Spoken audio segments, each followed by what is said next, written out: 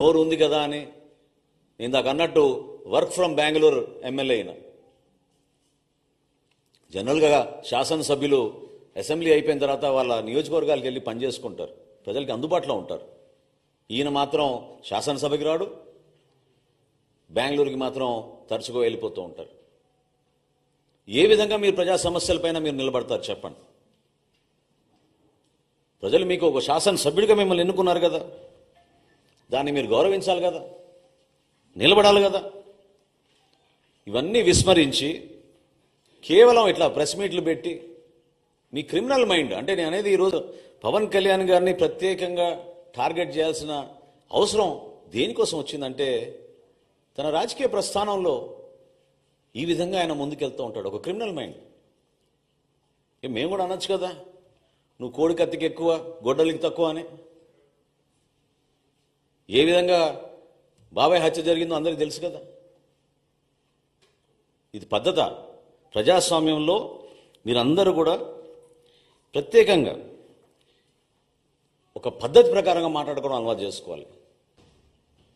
కించపరిచే విధంగా, దానివల్ల మీకు ఏదో ఓట్లు పడిపోతాయి అనుకుంటే మాత్రం నిన్నటి ఎన్నికలే మీకు దానికి నిదర్శనం.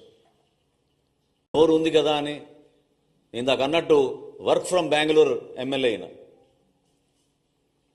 జనరల్గా శాసనసభ్యులు అసెంబ్లీ అయిపోయిన తర్వాత వాళ్ళ నియోజకవర్గాలకు వెళ్ళి పనిచేసుకుంటారు, ప్రజలకి అందుబాటులో ఉంటారు.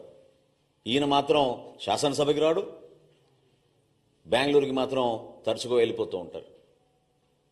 ఏ విధంగా మీరు ప్రజా సమస్యలపైన మీరు నిలబడతారు చెప్పండి?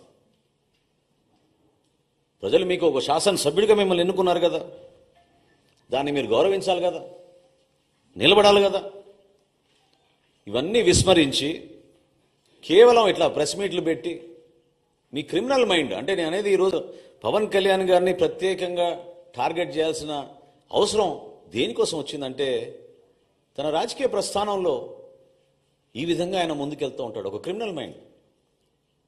మేము కూడా అనొచ్చు కదా, నువ్వు కోడి కత్తికి ఎక్కువ గొడ్డలికి తక్కువ అని. ఏ విధంగా బాబాయ్ హత్య జరిగిందో అందరికీ తెలుసు కదా. ఇది పద్ధత? ప్రజాస్వామ్యంలో మీరందరూ కూడా ప్రత్యేకంగా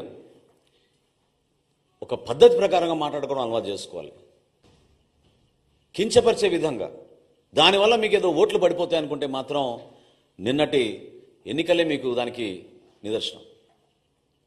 నోరు ఉంది కదా అని ఇందాక అన్నట్టు వర్క్ ఫ్రమ్ బెంగళూరు ఎమ్మెల్యే అయినా. జనరల్గా శాసనసభ్యులు అసెంబ్లీ అయిపోయిన తర్వాత వాళ్ళ నియోజకవర్గాలకు వెళ్ళి పనిచేసుకుంటారు, ప్రజలకి అందుబాటులో ఉంటారు. ఈయన మాత్రం శాసనసభకి రాడు, బెంగళూరుకి మాత్రం తరచుగా వెళ్ళిపోతూ ఉంటారు. ఏ విధంగా మీరు ప్రజా సమస్యలపైన మీరు నిలబడతారు చెప్పండి?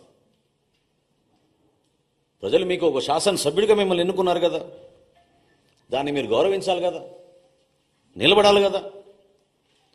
ఇవన్నీ విస్మరించి కేవలం ఇట్లా ప్రెస్ మీట్లు పెట్టి మీ క్రిమినల్ మైండ్, అంటే నేను అనేది ఈరోజు పవన్ కళ్యాణ్ గారిని ప్రత్యేకంగా టార్గెట్ చేయాల్సిన అవసరం దేనికోసం వచ్చిందంటే, తన రాజకీయ ప్రస్థానంలో ఈ విధంగా ఆయన ముందుకెళ్తూ ఉంటాడు. ఒక క్రిమినల్ మైండ్.